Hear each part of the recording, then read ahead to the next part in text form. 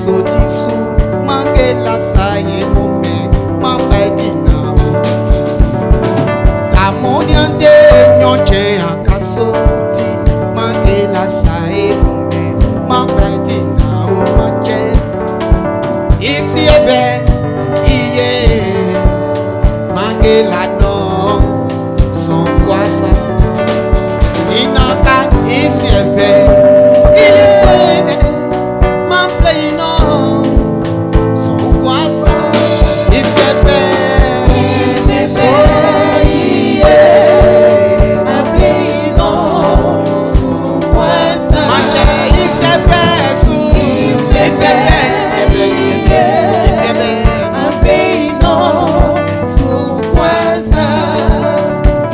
Masia meno manje pazo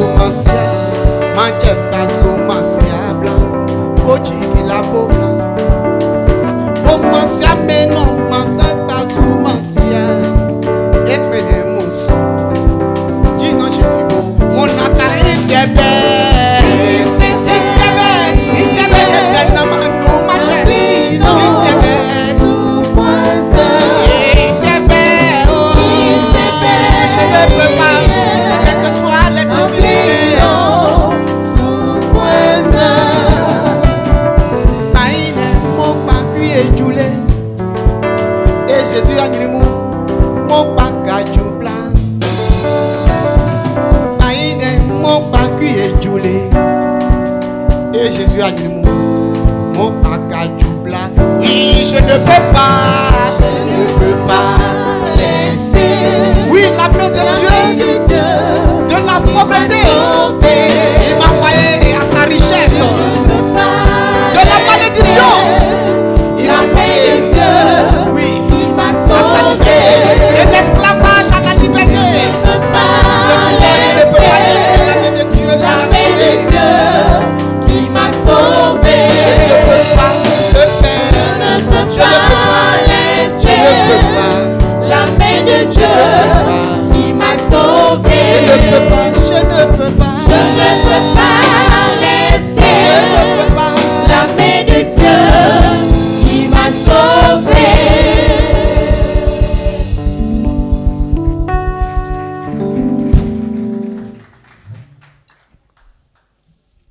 Merci Seigneur. Nous acclamons le Seigneur. Nous nous tenons debout. Nous donnons nos fleurs d'acclamation à Jésus-Christ de Nazareth, le roi des rois, le Seigneur des seigneurs, le Dieu véritable. Merci. Alléluia. Il est vivant. Il est ressuscité. Acclame-le encore.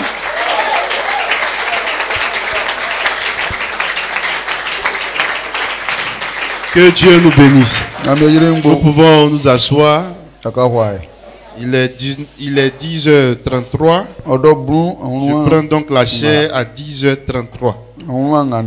Alors, nous sommes ce matin, comme le dirigeant a pu le dire, à une journée spéciale. C'est un culte spécial dans toutes nos églises, dans le monde entier. C'est la journée de la mission. Comment s'appelle ton église? Comment s'appelle ton église? Oui? Qui veut répondre? Qui veut répondre? Non, je suis sûr que...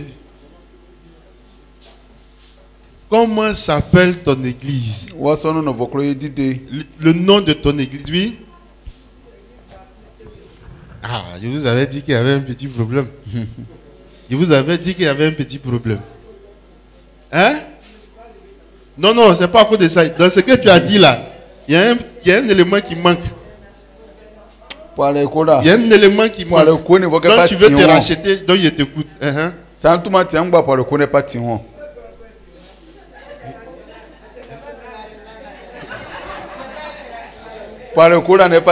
Oui, qui veut parler? Hein? Qui veut? Hein? Oui? Qui? Le nom de l'église. Il faut trouver tout le nom. Oui, ainsi.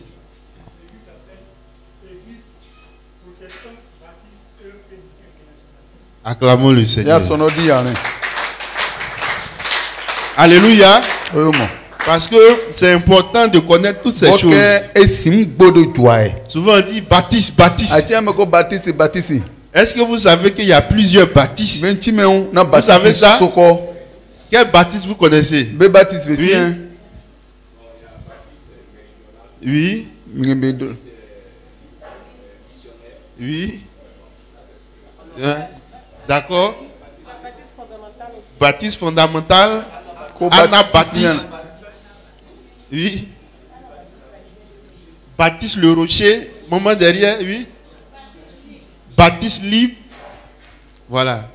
Tout ça, c'est les baptistes. On a l'habitude de dire œuvre mission.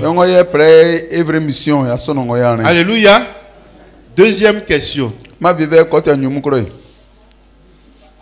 Je veux savoir ce matin qui peut me donner un témoignage particulier. Un témoignage particulier qui peut rendre par rapport à sa rencontre avec l'église protestante baptiste œuvre mission internationale. Comment as-tu rencontré particulièrement? Est-ce qu'il y a un événement particulier?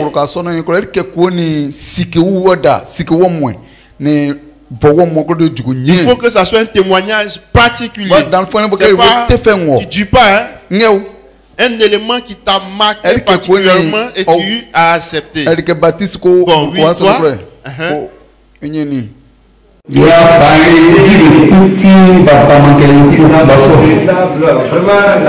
le respect, il y a rien dit. Pas vraiment.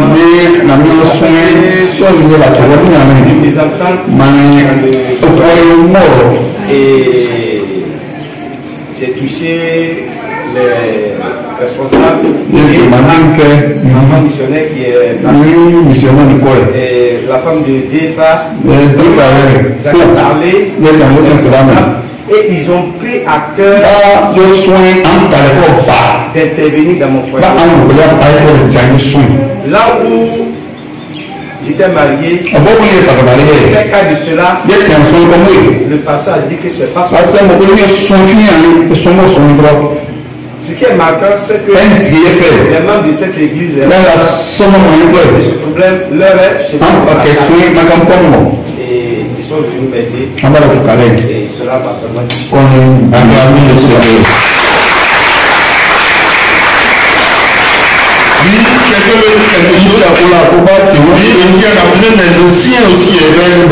Et quand je suis sorti, j'étais couché dans mon salon et j'ai reçu la visite d'un pasteur de mission, pasteur des Gaïa Denis. Il est venu, il m'a parlé de Dieu, il m'a parlé, il m'a dit à Siamel, il a prié pour moi, il est parti. Et 3 ans plus tard, je reçois encore une maman qui vient me voir, qui fait partie des œuvres missions et qui m'a annoncé Christ. Il m'a parlé aussi de Siamel. Et c'est 2 ans, en 87, en 90, et c'est en 92, une autre maman de mission, elle me parlait de Dieu. Et cette fois-ci, elle m'a invité au programme. Et quand je suis allé au programme, je suis resté jusqu'au bout.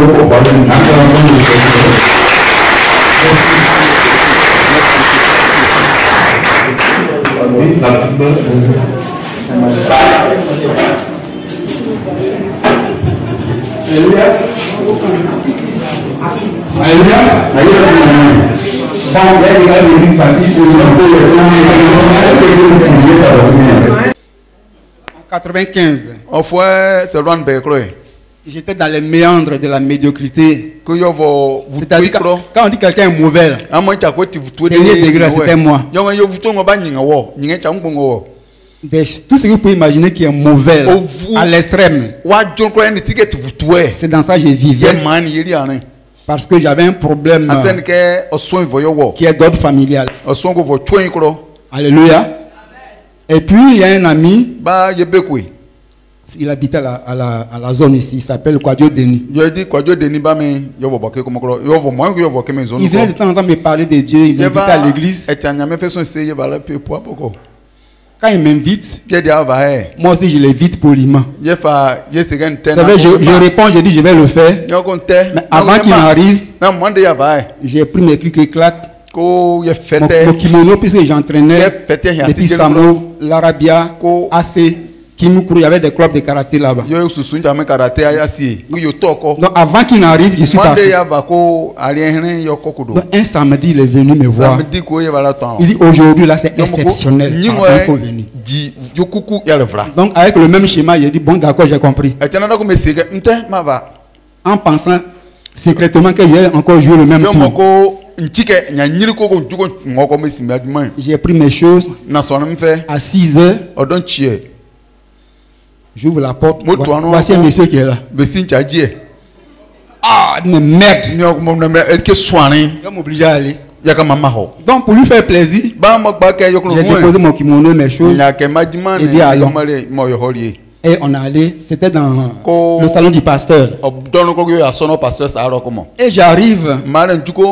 Le pasteur donnait un prêche extraordinaire. Pasteur Bogan. Pasteur Bogan Alfred. Il dit Jésus. On le voit.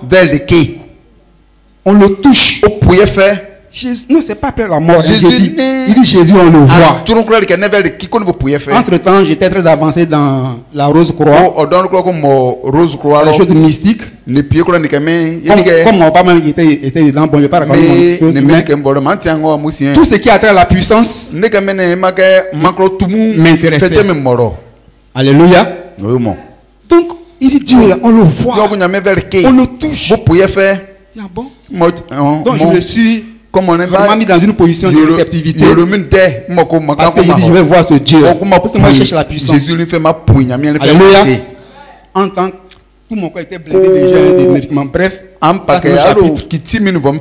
Mais je veux voir Dieu pour ajouter ma puissance que j'ai. Quand il a fini le prêche, il a dit bon, on va demander pardon à Dieu. Parce que Dieu est tellement saint que si tu n'es pas saint, tu ne vas pas le voir aussi. Mais j'étais vraiment déterminé à le voir. Donc moi aussi j'ai demandé pardon et voilà comment ça attrape. Donc moi aussi j'ai fait. Donc j'ai fait ça. Il dit confessez vos péchés. Donc j'ai dit bon, j'ai parlé un peu, puis après il dit bon, toi c'est Dieu, tu connais tout, j'ai parlé comme ça. Quand j'ai fini, je vous assure, quand j'ai fini comme ça, sont bloqués. Et puis je me suis mis dans une sorte de demi-sommeil. À moitié endormi, à moitié éveillé. Et j'ai vu apparaître devant moi. Vous n'entendez pas. Voilà. Et devant moi, un écran. Alléluia. L'écran là. Télévision. Et puis il y a un message qui vient me concernant. Tu as frappé ta mère avec un bois, elle est tombée sur la grossesse. Et elle t'a maudit. Et ça passe. Tu as couché avec la nièce de ton ami, dont je vais te le nom. Et ça passe. Bref, des choses que j'ai faites, même depuis l'enfance, dont je ne me souvenais plus. Mais ça passe et ça sort. Ça sort automatiquement de ma bouche. Alléluia. Beaucoup de choses. J'ai dit. Quand on dit jugement là, c'est sérieux. Voilà. Donc après ça, je me suis senti affaibli, je suis tombé. Et je vois quelqu'un qui est en train de me chicoter. Quand il me chicote là, c'est que je sens comme douleur. Ce n'est pas la douleur. Mais Je ne sais pas comment définir ça. Quand il me frappe là, je regrette. Ce qui était avant la pire, comment pleurer. Il me tape et je pleure. Ça me fait mal. Pourquoi j'ai fait ça? Alléluia. Bref, c'est le début de ma conversion. Comme le temps ne nous permet pas, c'est depuis ce jour je suis resté là. J'ai abandonné beaucoup de choses. Je crois qu'un jour me permettra de rendre ce témoignage là de manière détaillée. Donc grâce à l'homme de Dieu, j'ai abandonné le monde et je suis aujourd'hui ce que je suis. Grâce à l'église baptiste œuvre mission internationale. Merci. Alléluia. Que le Seigneur nous bénisse. D'accord. La dernière intervention, notre responsable Bendé est plutôt Aka Blesson. Voilà. On acclame le Seigneur. Alléluia. Que le Seigneur nous bénisse. 2002. Je suis d'une famille, mes parents étaient déjà convertis. Depuis les années 88-89. Mais moi j'étais encore, comme on dit communément, en Égypte. Par obéissance, quand papa dit on va au culte. Je suis étudiant, j'étais en cité. Quand je viens les week-ends, il me dit on va au culte. Donc j'ai fait culte à la gare sans être à la gare. Mais où tout va se passer, je travaillais en 2002. C'était en début d'année, en 2002, il y avait un programme de Tommy Lee Osborne. Et c'était son dernier disons c'était le dernier jour de programme. Il devait faire avant de partir. Moi j'étais chez moi à la maison. C'était un dimanche. En ce temps-là, il y avait les westerns le dimanche. Donc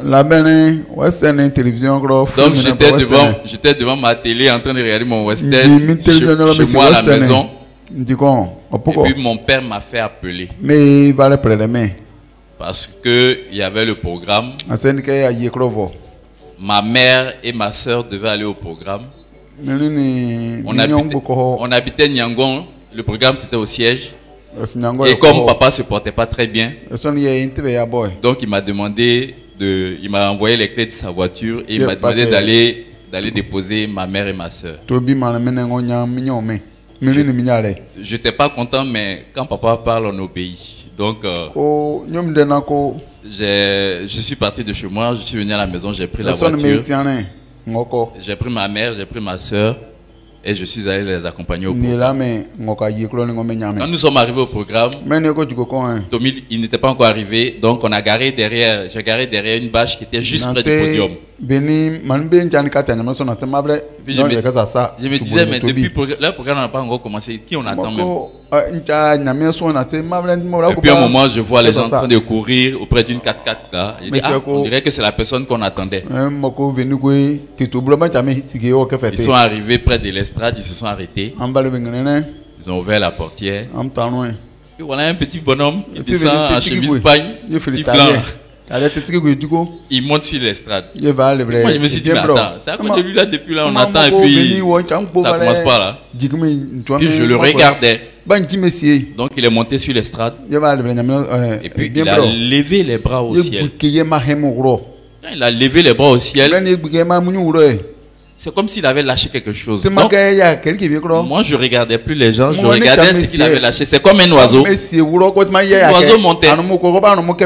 Puis moi je regardais. Et puis il partait. Et il allait et il a touché le ciel. Quand il a touché le ciel, le ciel s'est ouvert.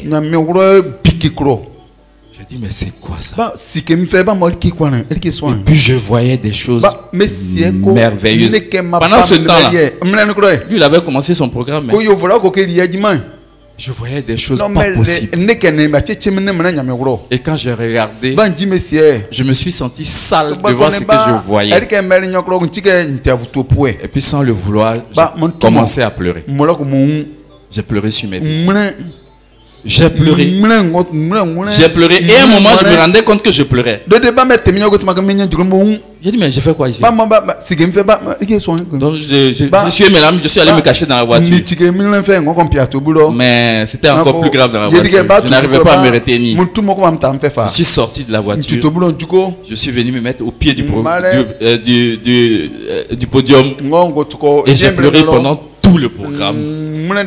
Je suis rentré chez moi. Quand le programme est fini, je suis aimé l'âme. J'ai déposé ma femme, j'ai déposé ma mère et ma soeur. Je suis rentré chez moi.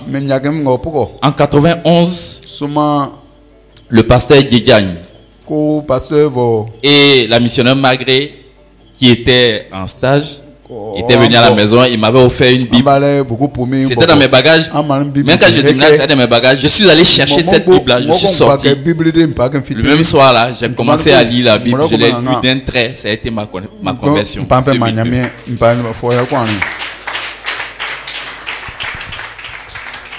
Nous acclamons le Seigneur. Alléluia. Plusieurs ont des témoignages avec le Seigneur, la rencontre de cette église. Aujourd'hui, c'est la journée de cette mission. Une mission qui nous a fait beaucoup de bien. Chacun de nous a son témoignage ce matin. Au vu de ce que nous avons entendu ce matin, nous comprenons que Dieu a effectivement et est toujours dans cette église. Alléluia. Alléluia. La démonstration de la puissance du Seigneur. Aujourd'hui, c'est la journée donc de la mission. Le thème que j'ai choisi particulièrement ce matin, c'est la victoire par la mission. La victoire par la mission. Partie de 3 personnes. Le révérend docteur Dion Yaye Robert, son épouse Hélène La et leur fille aînée Sympathie, sous les auspices de la mission baptiste du Sud, représentée par les missionnaires James Darlene, Edwin Pixon, Roy Van Diver, James Lassiter, que l'église protestante baptiste œuvre mission internationale, alors église évangélique baptiste de Yopougon, démarrera ses activités dans les locaux de la Sogefia Solic, appartement 2925-2926, le 9 septembre 1975. Alléluia. L'église s'appelait donc comment? Église évangélique baptiste de Yopougon. Alléluia.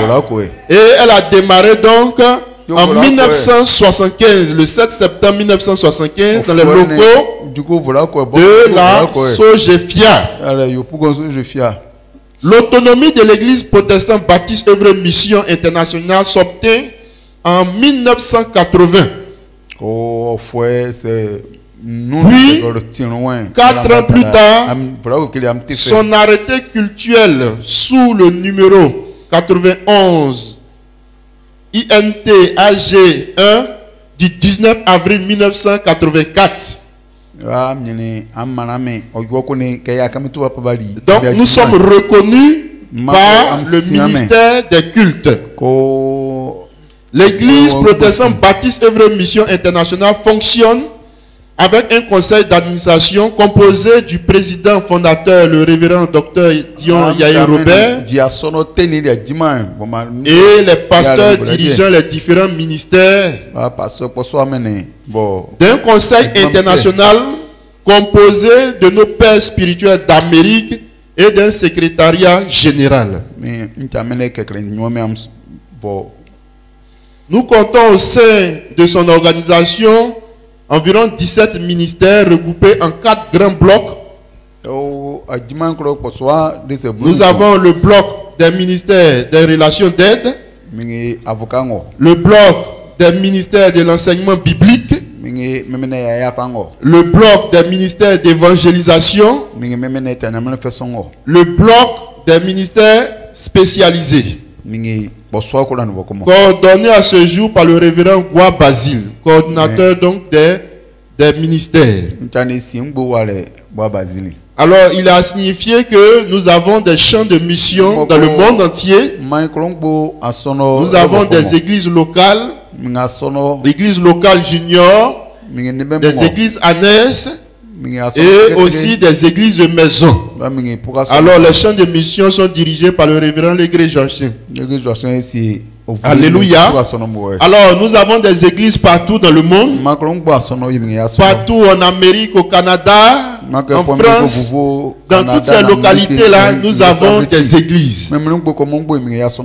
À ce jour, cette communauté compte plus de 1800 églises locales. Donc, plus de 8500 églises de maison, avec plus de 285 023 membres, avec plus de 95 000 ouvriers et disciples au service du Seigneur, exerçant dans les différents ministères dans l'église. Plus de 587 pasteurs, hommes et femmes en plein temps, et des ouvriers déclarés aussi à la CNPS. Alors, il a signifié aussi que nous avons aussi des structures, notamment nous avons un centre hospitalier, vous le savez. Nous avons une chaîne de télévision. Nous avons une radio, la radio Chandelier.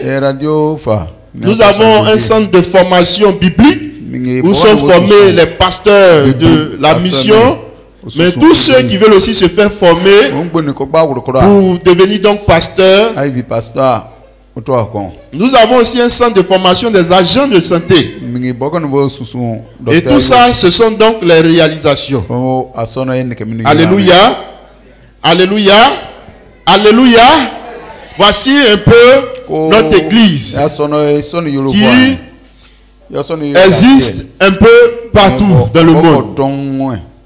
Nous avons les champs de mission Europe, Outre-mer et autres, Semano 1, Semano 2. Tout ça, nous entendons cela, ce sont les champs de mission. Là-bas se trouvent des pasteurs. Au Tchad, nous avons une représentation là-bas. En Tunisie, nous avons une représentation là-bas. Dans la sous-région, ainsi de suite, nous avons une représentation. Jusqu'à arriver à Bonois, où nous sommes siège de région.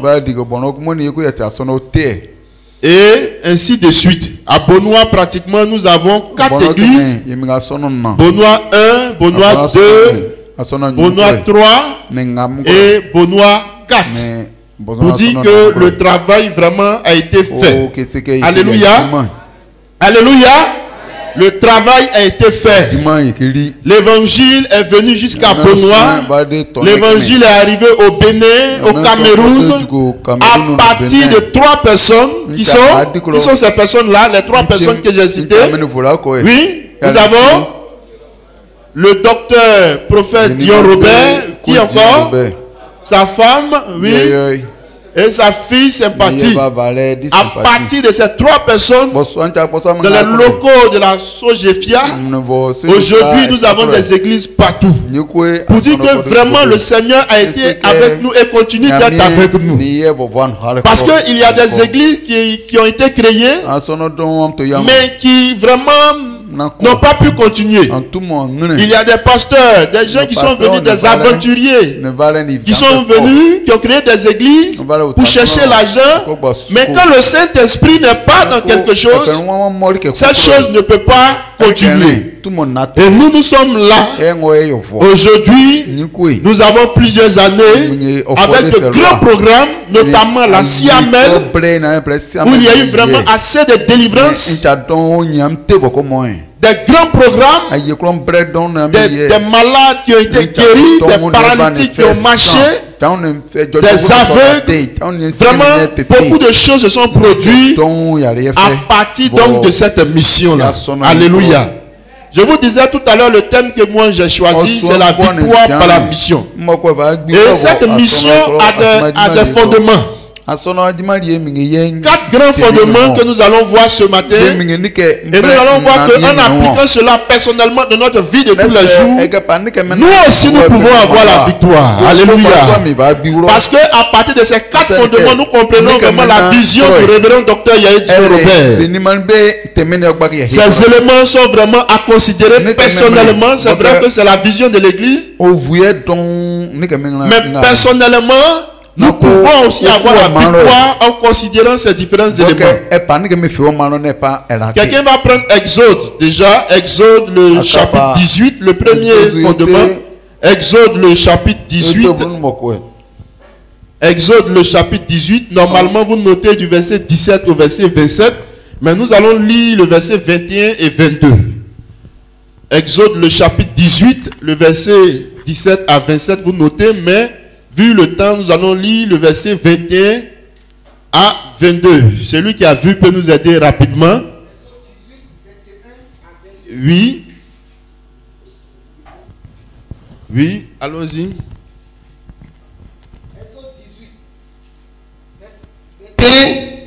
22. Choisis parmi tout le peuple des hommes capables, craignant Dieu, des hommes intègres, ennemis de la cupidité. Établis-les sur eux comme chefs de 1000, chefs de 100, chefs de 50 et chefs de 10. Qu'ils jugent le peuple en tout temps.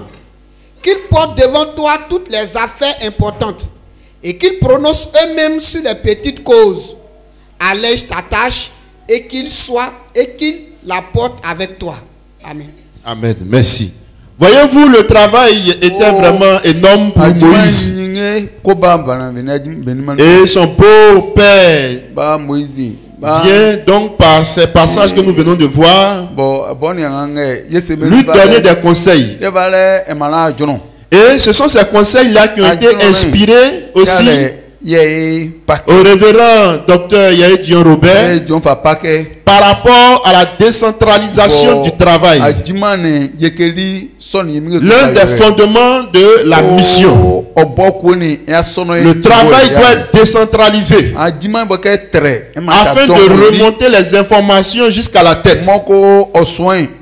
Alors son beau-père lui dit, il faut organiser le travail. Toi seul tu dois diriger toutes ces personnes-là, c'est difficile.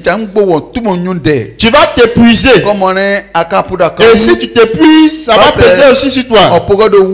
Donc il faut faire des regroupements. Et tu vas établir des personnes sur ces regroupements-là. Et les personnes que tu vas choisir doivent être des hommes capables, intègres, craignant Dieu, ennemis de la cupidité. Établis-les sur eux comme chef de 1000, regroupement de 1000. Chef de 100, regroupement donc de 100 personnes. Chef de 50, regroupement de 50 personnes. Et chef de 10. Et c'est ce travail-là que le révérend docteur Yahya Robert a fait au sein donc de la mission. Le travail est décentralisé. Tout à l'heure, je citais, il y a les champs de mission. Vous avez les pasteurs de station. En Côte d'Ivoire, ici, nous avons Côte d'Ivoire 1, Côte d'Ivoire 2. Nous avons les pasteurs de région établis sur les régions missionnaires. Nous avons les pasteurs de zone. Alléluia. Nous avons les pasteurs de zone, les pasteurs d'églises locales, et même encore même des responsables, des prestataires dans les églises annexes aussi. En dehors de ça, le pasteur lui-même dans une église est entouré de conseillers qui eux sont chargés de diriger des ministères pour aider le pasteur. Donc, depuis le haut jusqu'au champ de mission, il y a une décentralisation. Mais au sein de l'église locale, il y a une décentralisation aussi du travail. Donc nous avons des ministères, des premiers responsables qui sont établis en tenant compte des conditions que Jéthro a données à Moïse. Des personnes établies sur la base de ce qu'ils sont capables, de ce qu'ils craignent Dieu, qu'ils sont intègres, ennemis de la cupidité. Voici ceux-là qui sont autour du pasteur. Vous avez des responsables d'évangélisation, responsables de la famille, ministère chargé de la famille, c'est ça, hein? Ministère chargé de la famille. Vous avez des responsables au niveau donc des chantres, ministère chargé de la louange et de l'adoration, MCLA. Voilà. Nous avons encore MCZO, c'est ça, si je ne me trompe pas, ministère chargé de la sécurité et de l'ordre. Voilà. Tout ça, ce sont des ministères établis autour du pasteur pour pouvoir décentraliser le travail. Alléluia. Voici donc le premier fondement. Et effectivement, comme Moïse, nous faisons un travail de suivi efficace en vue de la marche aisée de l'église. Donc voici un peu le premier fondement. Deuxième fondement qui caractérise notre mission, c'est important de connaître ton église. C'est important de connaître ton église. Deuxième élément se trouve dans Ésaïe 61. Ésaïe 61, le verset 1 à 3. Et puis Luc 4, le verset 16 à 21 aussi. Vous pouvez noter ces passages-là. Mais nous allons lire Luc 4, le verset 18 à 19. Celui qui a vu Luc, le chapitre 4, deuxième fondement de la mission. Luc 4, le verset 18 à 19. Oui, celui qui a vu peut nous aider rapidement. Oui. 4, verset 18 à 19. Oui. L'Esprit du Seigneur est sur moi, parce qu'il m'a oint pour annoncer une bonne nouvelle aux pauvres. Il m'a envoyé pour guérir ceux qui ont le cœur brisé, pour proclamer aux captifs la délivrance et aux aveugles le recouvrement de la vue, pour envoyer libres les opprimés, pour publier une année de grâce du Seigneur. Merci. Alors, Jésus entre dans la synagogue, dans le temple, et il récupère un rouleau qui vient de l'Ancien Testament, notamment du livre d'Ésaïe. Et il lit une partie de ce rouleau-là. Et cette partie qu'il lit, c'est ce que notre frère vient de lire. Jésus dit, l'Esprit du Seigneur est sur moi, parce qu'il m'a oint pour annoncer une bonne nouvelle aux pauvres.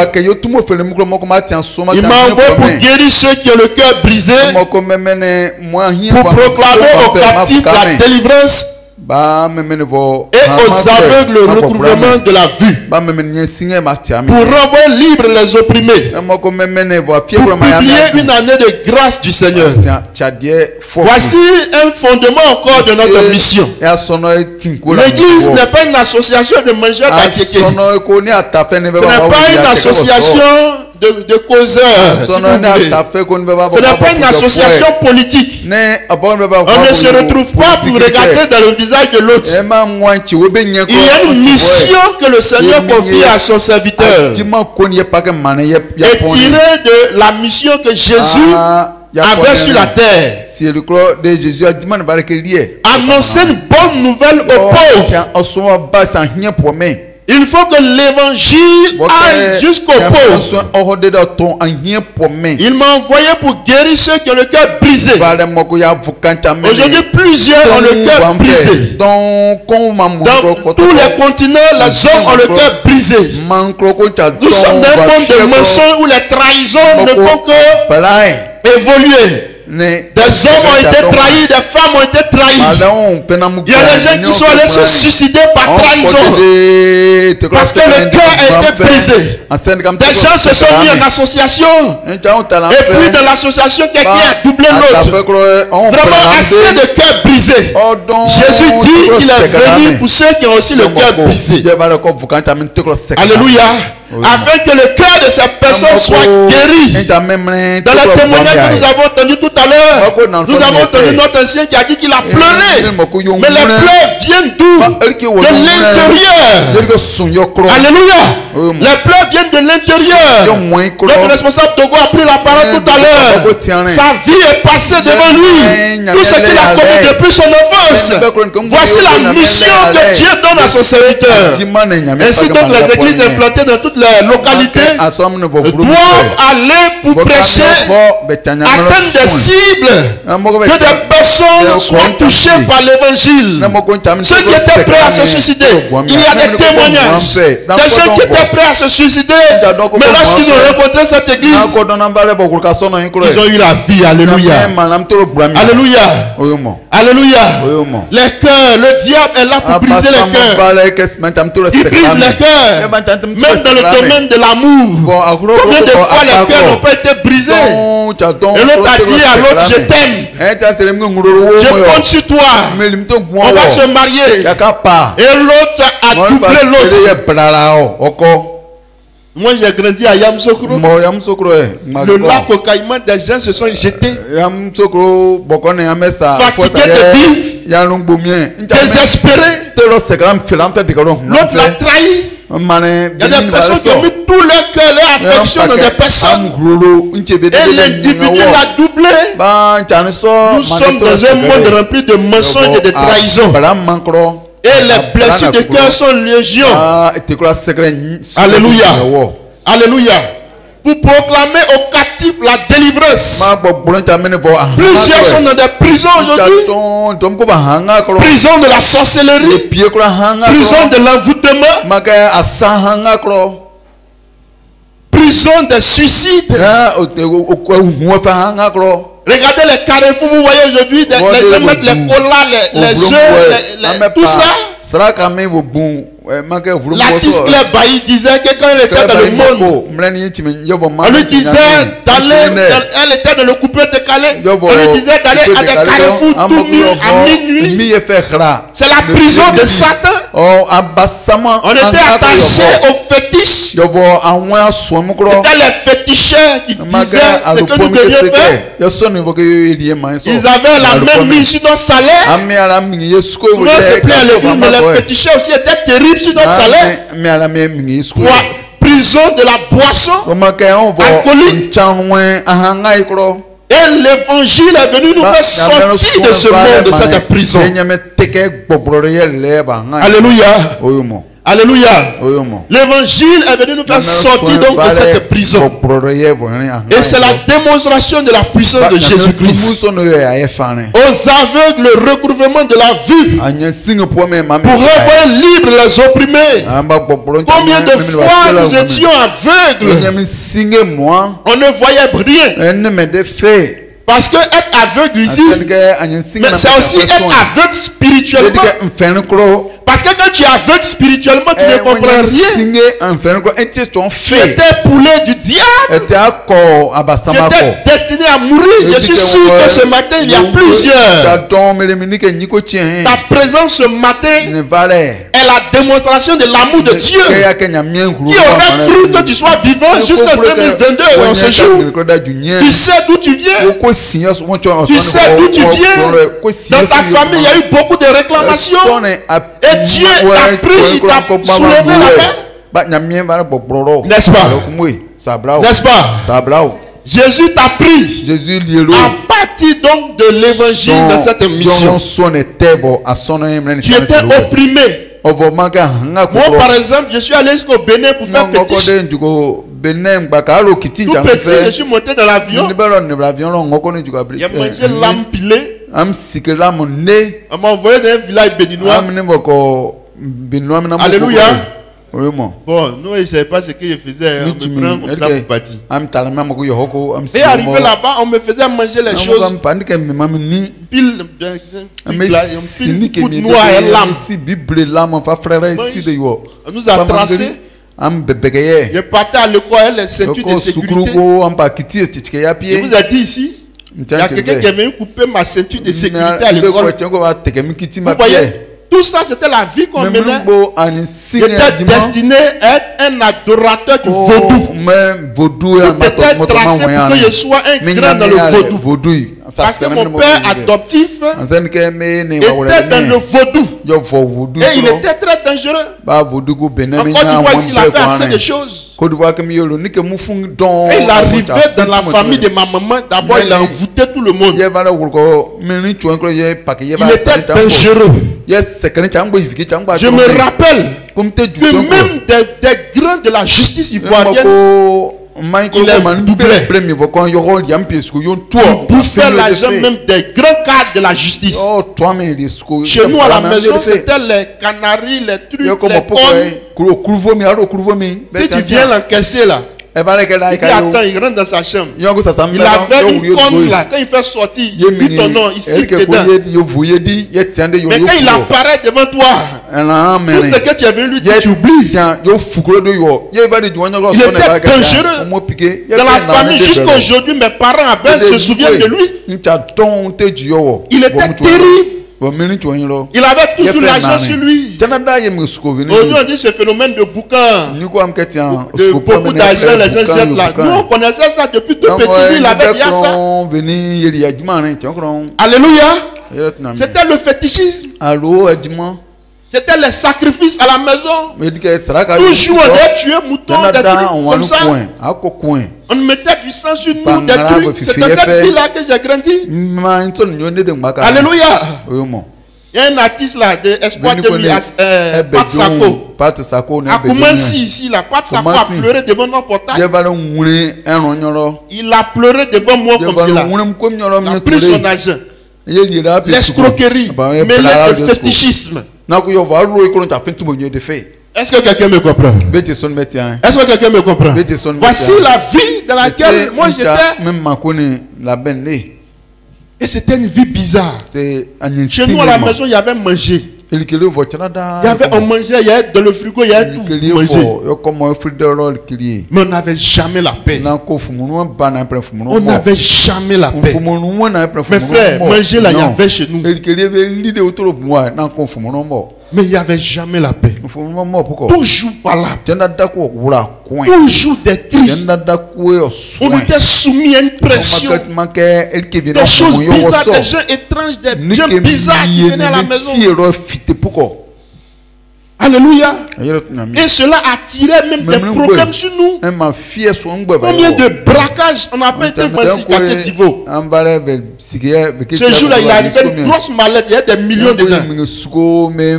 Et quand il est arrivé, il n'a pas duré. Il était vraiment influent. Vraiment, tu ne peux pas le regarder dans les yeux. Il faisait peur. Il est arrivé, il a mangé un peu et puis il est sorti. Il a pris la mallette et puis il est sorti. Oh, c'est pour nous mettre un problème. Quand il est parti là, nous on allait se coucher.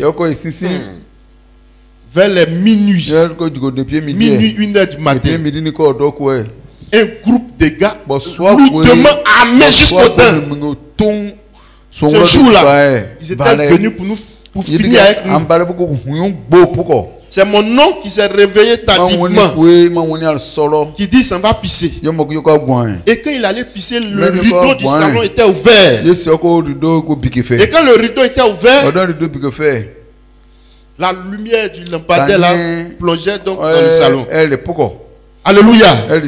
Et c'est là il a vu qu'il y avait des gens. Et ils étaient en train de couper l'antivol pour rentrer dans la maison. Et la drogue sentait. Et ils ont dit à mon oncle, si tu bouges, tu es un homme mort. On rentre là-bas pour vous faire quelque chose tout à l'heure. Et mes frères, ils sont allés nous réveiller, nous tous on dormait. Moi tout petit, on me réveille. On dit les braqueurs sont arrivés. Et effectivement, on était dans la maison. Ils étaient en train de venir, ils ont séclé la maison. C'est après on a compris que c'était venu récupérer le blé. C'était des millions, je ne sais pas s'il les a doublés. Mes frères, ils étaient en train de fumer. En même temps, ils étaient en train d'ouvrir, ils étaient armés. Ce jour-là, je me suis dit, c'est fini pour nous. Alléluia. Il a dit, c'est fini pour nous. Aujourd'hui, on va nous tuer. Parce qu'effectivement, il était dans des associations où les gens tuaient. C'est après, quand on a grandi, on a compris beaucoup de choses. Il y avait des morts d'hommes, je vous assure. Des morts d'hommes. Moi-même que vous voyez là, on m'a vendu.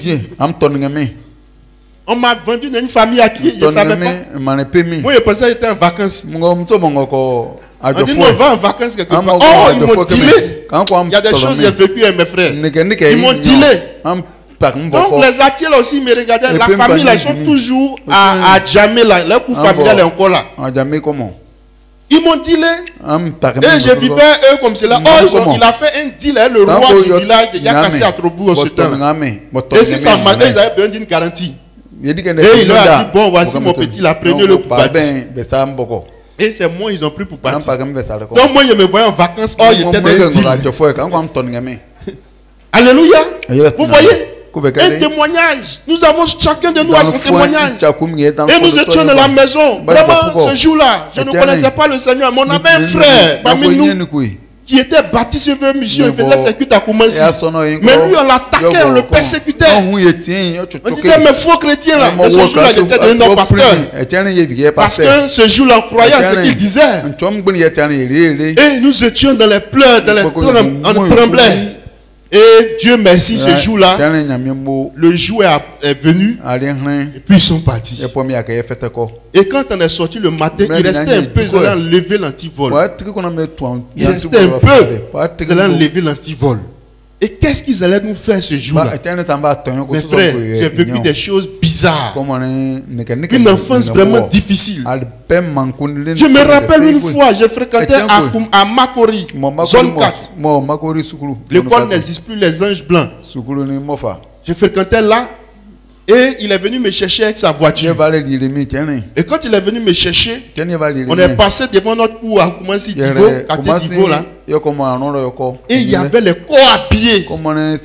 Mes frères, les corps habillés ont garé devant la maison. Ils disent qu'ils sont venus chercher le gars. Parce qu'il y a une blanche qui a été victime d'un braquage. Et elle a porté plainte. Ils ont suivi les traces. On dit qu'il y a un groupe d'étrangers. Il y a un groupe d'étrangers là. Et à la tête, c'est mon père adoptif là. Et ils ont suivi les traces jusqu'à ils sont arrivés chez nous à la maison. Mes frères, des corps habillés lourdement armés. C'est ce jour-là que j'ai vu la puissance de ces fétiches. Satan aussi travaille. Et il est passé devant sa voiture et il m'a descendu devant. Il m'a dit de rentrer à la maison. Moi seul. Et qu'il allait revenir. Mes frères, quand je suis arrivé à la maison, j'ai déposé mon sac. Tout le monde à la maison était couché. Les corps habillés ont mis des armes sur nous. Ma maman, il y a une servante. Sa collègue servante est venue la saluer. Ils l'ont attrapé aussi. Elle dit non, elle est venue saluer, elle veut partir. Elle dit non, allez coucher. Ils ont mis des armes sur mes parents comme cela. Ils disent on n'a qu'à dire où il est. À ce moment, tout le quartier est venu devant la maison. On vivait des choses étranges comme cela. Et les corps habillés étaient là.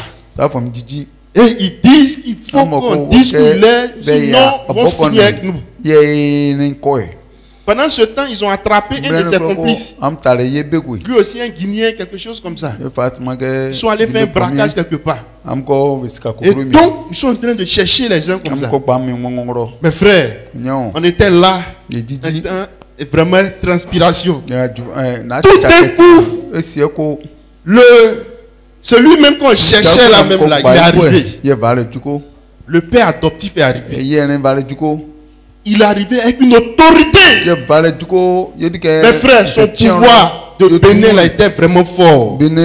Moi, je suis témoin de ce qu'ils sont capables de faire, ces gars-là. Quand il arrivait avec une autorité pas possible.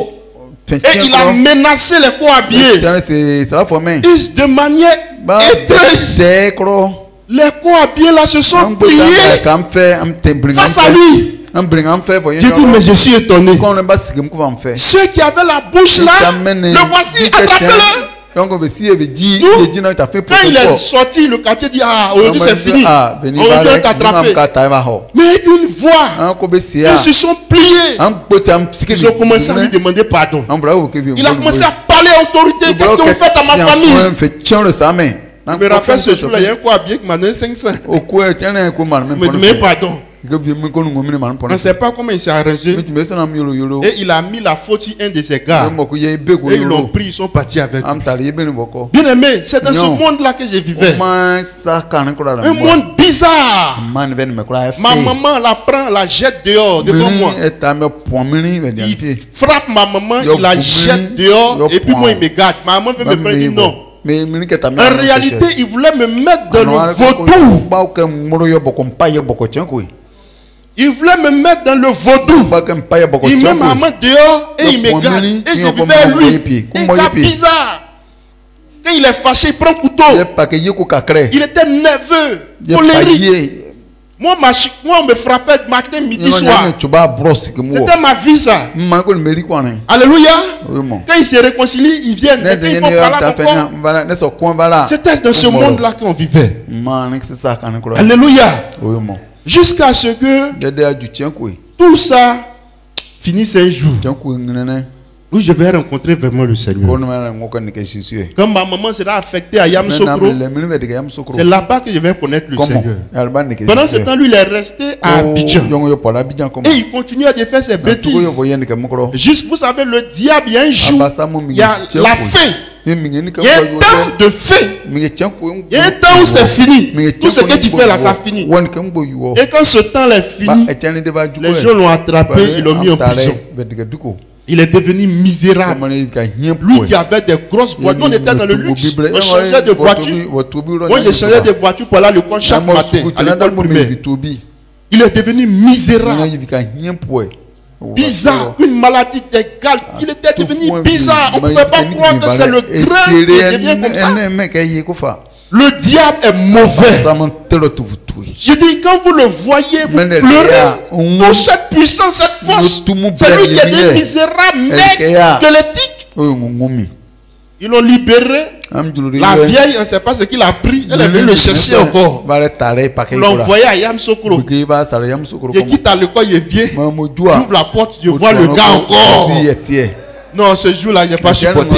On a fait des années, on était en paix. J'avais commencé à grossir. J'étais en paix. J'ai commencé mes études, j'ai commencé à comprendre le papier. Un matin, la vieille allait le chercher encore. J'arrive à la maison, je vois le gars. Et il est assis là, il me regarde. Il était devenu maigre. Je me demandais si c'était vraiment lui. Lui qui m'a terrorisé de mon enfance. Et il était là. Malgré qu'il était aplati. Mais il voulait encore faire ce fétichisme là. Il avait des habits. Il me demandait de m'asseoir à côté de lui. Et puis il a porté ses habits. Il allait mettre des choses sur moi. Donc il a voulu faire ça encore avant de mourir. Donc il m'a dit de m'asseoir. Il va me faire porter des trucs sur moi. Et je me suis assis. Et c'est là l'esprit est passé par ma maman. Et puis elle a dit non. Un après-midi. Et c'est là qu'il m'a dit d'aller à l'école. Et il est resté là comme ça jusqu'à ce qu'il meure. Mais avant de mourir, mais il est mort d'une mort bizarre. Avant de mourir, il voyait des choses dans la chambre. Il parlait seul. Laissez-moi, laissez-moi, laissez-moi. Fermez la porte, fermez le portail. Lui seul, donc nous on regarde dans la chambre là, on ne voit personne. Mais lui-même, lui seul parlait, disait des choses bizarres. Comme si c'était un règlement de compte des esprits. Alléluia. Et c'est dans ce contexte-là qu'il est mort. Quelques jours plus tard, je vais connaître l'église baptiste Œuvre Mission. À partir de là, j'ai commencé à venir. Et je suis resté jusqu'aujourd'hui. Alléluia. Alléluia. Et par là, Dieu a commencé à me toucher. C'est pour dire que effectivement cette église est venue pour libérer les opprimés. J'étais sous la pression du vaudou, du fétichisme. Je devais aller au Bénin pour faire des rituels. Tout ça, mais c'était la mort. Mais en Jésus, nous avons la vie. Alléluia. Alléluia. Et c'est le rôle de la mission. Et sûrement que toi aussi, tu as ton témoignage. C'est pour cela que nous devons prier. Nous devons travailler pour que cette mission puisse continuer d'exister. Alléluia. Le troisième fondement se trouve dans Ézéchiel 47, le verset 1 à 12. Nous pouvons noter, mais nous pouvons lire le verset 8 à 9. Ézéchiel 47, le verset 1 à 12, mais nous lisons le verset 8 à 9 rapidement. Oui. Verset 8 à 9. Oui. Il me dit, oui, cette eau coulera vers le district oriental, oui, descendra dans la plaine et entrera dans la mer. Lorsqu'elle se sera jetée dans la mer, les eaux de la mer deviendront saines. Tout être vivant qui se meurt vivra partout où le torrent coulera. Et il y aura une grande quantité de poissons. Car là où cette eau arrivera, les eaux deviendront saines et tout vivra partout où parviendra le torrent. Merci. Cette eau, c'est l'évangile, la parole de Dieu. L'évangile doit aller partout. Troisième fondement de la mission. La parole doit aller partout. Dans tous les continents, dans toutes les localités, il faut que l'évangile aille là-bas. Il faut que dans les campements, même dans les églises annexes, dans toutes ces localités-là, il faut qu'il y ait l'évangile. Alléluia. Alléluia. Il faut que la parole arrive là-bas afin que des personnes soient sauvées. C'est pour cela que nous sommes spécialisés dans les ouvertures d'église. À l'exemple d'Ézéchiel, le prophète de l'église, Dieu nous donne toutes les stratégies pour la croissance quantitative et qualitative. L'implantation d'églises locales à travers le monde. Voici aussi l'un des fondements de la mission. S'installer partout. À Benoît seulement, nous avons 4 églises. Et c'est normal. Aujourd'hui à Yahoo, il y a Yahoo 1, Yahoo 2. À Samo, quand vous prenez toute cette voie-là, et puis Bassam, vous prenez à Samo, il y a une église. À Kakukro, il y a une église, c'est ça. Hein? Jusqu'à Boisseau, à Sini Mafia, nous avons une église. Partout, vous allez à Korogo, il y a une église. Où il y a des églises, il y a une région là-bas. Ainsi de suite, en Guinée, il y a des églises. Au Tchad, en Tunisie. Il y a une église. Vous voyez, ça, ce sont les fondements de la mission. Quatrième fondement se trouve dans Ésaïe 1, le verset 19. Ésaïe 1, le verset 19, rapidement. Oui. Ésaïe chapitre 1, le verset 19. Oui. Ésaïe 1, verset 19. Oui. Si vous avez de la bonne volonté et si vous êtes docile, vous mangerez les meilleures productions du pays. Merci. La création des œuvres sociales en vue d'équilibrer l'Église. Effectivement, voici aussi un fondement de l'Église, la création des œuvres sociales et humanitaires. Afin que l'Église soit aussi équilibrée. Donc voici les 4 fondements de la mission. Et nous croyons que si nous mettons cela en pratique, particulièrement dans notre vie, nous allons aussi avoir la victoire. C'est pour cela que j'ai dit la victoire par la mission. Dieu a donné une mission au révérend docteur Yael Dion Robert. Cette mission continue jusqu'à aujourd'hui. Et cette mission a permis que toi et moi nous soyons là ce soir et que nous puissions vraiment être chrétiens. Effectivement, avec ces 4 fondements, aujourd'hui nous avons reçu l'évangile. Et nous devons continuer à travailler. Nous devons continuer à travailler. Nous devons continuer à soutenir cette œuvre. Nous n'avons pas de financement extérieur comme certains sont financés par les Américains. Nous n'avons pas de financement. Cette église est auto-finance. C'est à partir du peuple qui constitue donc cette église-là que nous pouvons faire donc des réalisations et autres. Voilà pourquoi nous sommes bien souvent sollicités, parce que nous n'avons pas de subvention extérieure. D'où les offrandes souvent secondaires, les cotisations et autres pour pouvoir soutenir l'œuvre, afin que l'église soit équilibrée. Alléluia.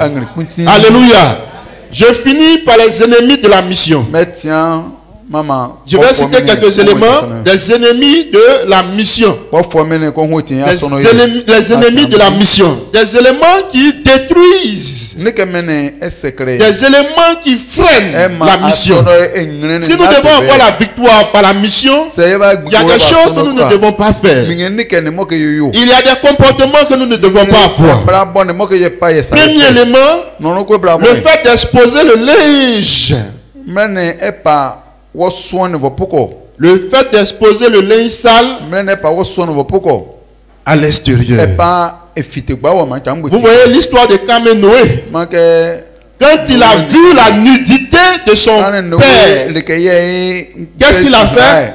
Il est allé exposer, c'est ça, hein? Il allait dire, exposer la nudité de son père. Et ça a été une source de malédiction. Donc, les ennemis de la mission, ce que je peux citer dans un premier temps, le fait d'aller exposer. Il y a des gens qui prennent le nom de l'église pour aller exposer ça à la vendeuse arachide au marché. Tu vas au marché, tu parles du prophète Dieu Robert aux gens, aux cordonniers, tu prends la vie de l'église pour aller parler de ça aux gens. Ce sont des éléments qui détruisent la mission. Est-ce que quelqu'un me comprend? Ce sont des éléments qui détruisent. Sûrement que tu peux remarquer des imperfections, mais ce n'est pas l'occasion pour toi de prendre ces imperfections-là que tu peux imaginer pour aller à l'extérieur. Tu es assis devant des gérants de cabine, tu parles de ton pasteur, tu parles des autorités de l'église, tu dis des choses et ils sont là, demandent mais c'est quelle église?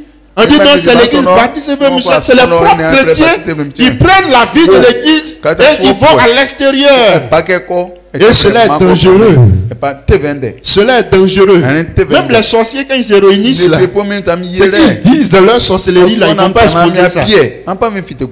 C'est pour dire que nous ne devons pas exposer la mission. De peur que nous soyons aussi frappés par le Seigneur. Deuxième ennemi de la mission, le manque de respect des dignitaires. Dans 1 Timothée 5, le verset 1, il dit que les anciens qui président bien soient jugés dignes d'un double honneur. Surtout ceux qui prennent de la peine à la prédication de la parole et à l'enseignement. Voici ce qu'il a dit dans 1 Timothée 5, le verset 1. Le respect des dignitaires. Avoir du respect pour les hommes de Dieu. Les hommes de Dieu en plein temps, comme ceux aussi qui sont en mi-temps. Le passage que j'ai lu tout à l'heure dit que les anciens, dans l'église, il y a des anciens qu'il faut respecter. Parce que c'est tout ça la mission. Ça commence depuis Abidjan, mais ça vient jusqu'à nous ici. Le pasteur est entouré d'anciens. Il dit que les anciens qui président bien soient jugés dignes d'un double honneur. Surtout ceux qui prennent de la peine à la prédication de la parole et à l'enseignement. Aujourd'hui, vous voyez des gens qui minimisent des hommes de Dieu, qui les insultent, insultent même des conseillers. C'est une source de malédiction. Moi, quand je suis arrivé à l'église pour la première fois, c'est là que j'ai entendu le mot responsable. J'ai entendu le mot assistant, responsable, pasteur. Voici les 3 mots que j'entendais le plus. Et quand je suis arrivé, je regardais tout le monde, je faisais attention. Je voyais des jeunes qu'on appelait responsables. Vraiment, ça m'a touché. Je voyais des jeunes élèves qui marchaient. Et on dit responsable. J'ai demandé responsable, c'est quoi? On dit ce sont des personnes qui sont établies dans les départements. Et ils sont chargés de pouvoir faire des rapports. Ils sont auprès du pasteur. Je me rappelle d'une question qu'il a posée. Il a demandé un assistant et puis responsable là qui est grand. Je posais beaucoup de questions. Mon pasteur jusqu'à aujourd'hui, je posais questions seulement. Assistant et puis responsable là qui est grand. Vous voyez, c'était des questions qui étaient dans mon esprit. Mais je ne voyais pas les gens appeler les gens par leur nom. Vous voyez, aujourd'hui, c'est des choses qui détruisent la mission. Aujourd'hui, on peut voir quelqu'un là. Kevin, viens ici. Kevin, viens ici. Même s'il est petit. Moi, je vois des jeunes gars à l'église là, mais on les appelait responsables. Et le pasteur insistait là-dessus. Il vient à l'église, même si tu es une maman, tu es un papa, tu le vois, lui jeune comme ça, il a la Bible, il ouvre, tu l'appelles responsable. Alléluia. Et c'est ce que la Bible est en train de dire. Il faut leur donner du respect. Ils sont autour du pasteur. Si vous respectez le pasteur, vous devez respecter ceux qu'il a établis autour. Depuis la mission jusqu'à nous ici, c'est tout ça. La considération de la mission.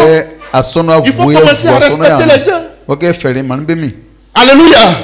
Alléluia. C'est très important. Et ça sera pour toi une source de bénédiction. Donc voici encore les ennemis de la mission. Autrement, les besoins des pasteurs. Vous voyez dans 1 Corinthiens 9, le verset 14. 1 Corinthiens 9, le verset 14. Il dit de même aussi, le Seigneur a ordonné à ceux qui annoncent l'évangile de vivre de l'évangile. Nous avons plusieurs serviteurs de Dieu qui ont des difficultés. Qui ont des difficultés, souvent même pour nourrir la famille, pour s'occuper des enfants. C'est souvent difficile. Et je lis ce passage. Le passage dit ceux qui annoncent l'évangile doivent vivre de l'évangile. Il est important de soutenir ces hommes de Dieu, de soutenir leur famille, leur foyer. Alléluia. Alléluia. Il y a un frère à Yaoula, je n'ai pas dit son nom. Il est dans la main, il a mis ses enfants dans la même école que les enfants d'un pasteur. Quand il s'en paye la scolarité de ses enfants là, il demande à la femme là, et les enfants du pasteur là, est-ce qu'ils doivent encore? Quand la femme l'a dit là, il puis paye. Quand le pasteur là arrive là, il regarde là, il y a une partie. Il y a une partie qui est payée. Il faut les soutenir parce qu'ils vivent de l'évangile. Alléluia. Donc, pour que la mission puisse véritablement avancer, il est important de pouvoir considérer ces serviteurs de Dieu, de pouvoir les soutenir financièrement, leur apporter des vivres et autres. À partir de là, Dieu aussi va nous bénir. Alléluia. Alléluia. Autre élément, le manque de libéralité. Galates 6, le verset 8. Que celui à qui l'on enseigne la parole fasse participer à tous ses biens celui qui l'enseigne. Vous voyez la libéralité. Nous sommes enseignés. Les serviteurs nous enseignent. Il est important, comme il a dit tout à l'heure, de pouvoir aussi les soutenir à tous ces niveaux-là, afin que nous puissions vraiment en retour être bénis par le Seigneur. Vous voyez, on dit celui qui t'enseigne là, il faut aussi le bénir. Il faut aussi exercer quelque chose envers lui. Parce que la mission est composée, c'est vrai, il y a des scriptures qu'il a citées tout à l'heure, mais il y a les serviteurs de Dieu, les missionnaires, les hommes de Dieu en plein temps, tout ça, il faut les soutenir. Ils ont besoin de finances. Il y a d'autres qui étaient docteurs parmi eux, Dieu les a appelés, ils ont laissé docteurs. L'État ne les paye plus, il y avait des enseignants, il y avait des fonctionnaires. Dieu a appelé, l'État ne les reconnaît plus. Et maintenant, ils sont dans une nouvelle famille qui doit se souvenir d'eux. Et c'est pour tout ça que nous devons vraiment continuer d'être libéral. Alléluia. Alléluia. Le manque d'obéissance, ce sont des choses qui freinent la mission. Hébreux 13. Hébreux 13, le verset 16 à 17. Et n'oubliez pas la bienfaisance et la libéralité, car c'est à de tels sacrifices que Dieu prend plaisir. Obéissez à vos conducteurs et ayez pour eux de la déférence, car ils veillent sur vos âmes comme devant, en rendant compte qu'ils soient qu'il en soit ainsi, afin qu'il le fasse avec joie et non en gémissant, ce qui vous ne serait d'aucun avantage. Voyez-vous, le gémissement d'un serviteur de Dieu. Le gémissement d'un serviteur de Dieu est pris par la Bible comme quelque chose qui ne sera pas pour nous, qui ne sera pas d'un avantage pour nous. Alléluia. Alléluia. Donc voici les éléments. Nous devons faire vivre la mission. Nous avons intérêt à ce que cette mission puisse évoluer. C'est notre maison, c'est notre famille. Nous devons être vigilants. Nous devons participer par la création des œuvres sociales. Alléluia. Est-ce que vous croyez en cela? Est-ce que vous croyez en cela? Acclamons le Seigneur. Acclamons le Seigneur. Acclamons le Seigneur. Que le Seigneur nous bénisse. Soyez bénis. Que le Seigneur vous bénisse. Et vous allez voir que Dieu va faire des choses extraordinaires. La dernière fois, j'étais ici pour les œuvres sociales. Il est important, et l'ancien le dit à chaque fois, c'est la vérité. Il faut que nous puissions créer des œuvres sociales. L'église doit avoir ses cars. L'église doit avoir ses entreprises, ses poulaillers et autres, ses fermes. Afin de pouvoir booster l'œuvre. Et vous allez voir que ça va faire quelque chose d'extraordinaire. Nous pouvons regarder à Benoît. Il y a des secteurs d'activité qui ne sont pas encore occupés. L'église qui a l'union. Et un ancien, je pense c'est l'ancien qui me disait, l'ancien qui me disait, le terrain là est grand. Là où l'église se trouve là, il me disait un jour que le terrain est grand. Est-ce qu'on ne peut pas en attendant faire quelque chose là-bas? Il y a des activités aujourd'hui qui peuvent nous aider. C'est vrai, c'est pas facile de donner. Mais si nous créons des activités, cela va encore aider et booster encore l'église. Alléluia. Alléluia. Plein d'activités. Mais souvent, on n'est pas vigilant. Il y a quelqu'un qui a dit, les scientifiques, les économistes l'ont dit, celui qui donne dépense toujours sa profit. Les économies pour eux, pour s'enrichir, pour l'économiste, il dit, il faut produire. Il ne faut pas seulement dépenser, mais il faut aussi produire. Il faut que tu sois capable aussi de faire entrer de l'argent. Donc en plus de ce que nous cotisons, nous donnons, il est important que nous réfléchissons aux œuvres sociales qui font partie aussi des fondements de notre église. Est-ce que quelqu'un me comprend? Si nous avons créé une œuvre sociale, ça va encore imposer le respect des secteurs d'activité extraordinaires. La dernière fois, il marchait à un carrefour là, et j'ai vu un monsieur, un jeune homme, je le vois passer les chiens, les gros chiens. Les gros chiens. Donc je lui ai dit, ah mon ami, c'est comment? Ça va? Et tes chiens? Il dit oui, les chiens là vont bien. Et puis il m'a demandé si ça m'intéresse pas aussi. Il dit quoi chien? Affaire des chiens. Il dit affaire des chiens. Il dit que lui c'est de ça il vit. Il dit des chiens. Mais attends, comment tu peux vivre des chiens? Il dit non, que ça, il y a de l'argent dedans. Il dit ah bon, explique-moi. Un fait étrange. Il y a de l'argent à côté de nous, mais on ne voit pas. Il dit les chiens de race là, il dit le chiot peut coûter au moins 100 000. Les chiens de 100 000, 150 000, 200 et quelques mille. Et ce chiot, il dit tu payes ce chiot là avec la nourriture. Et il a pris son téléphone, il dit on a qu'à calculer ensemble.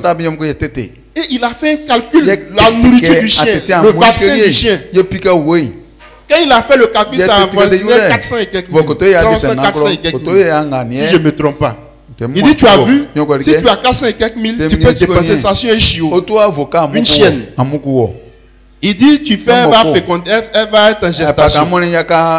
Il dit le chiot là, quand il grandit, cette chienne là, elle peut mettre au moins 10 chiots. Il dit si elle a mis 10 chiots, un chiot, si un chiot fait 100 000, les 10 là, ça fait combien? Ça fait combien?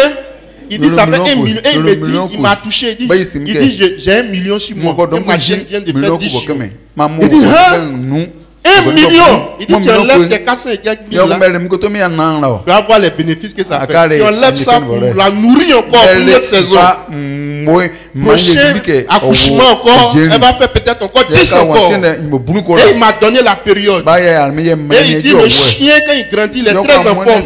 Donc, en plus des millions qu'elle peut te donner, chaque 4 mois, 3 mois, 4 mois qu'elle peut te donner, il dit en plus de ça, elle fait la sécurité de ta maison. Si un voleur tombe là, il est mort. Le gros chien, elle te sécurise et elle te rapporte de l'argent.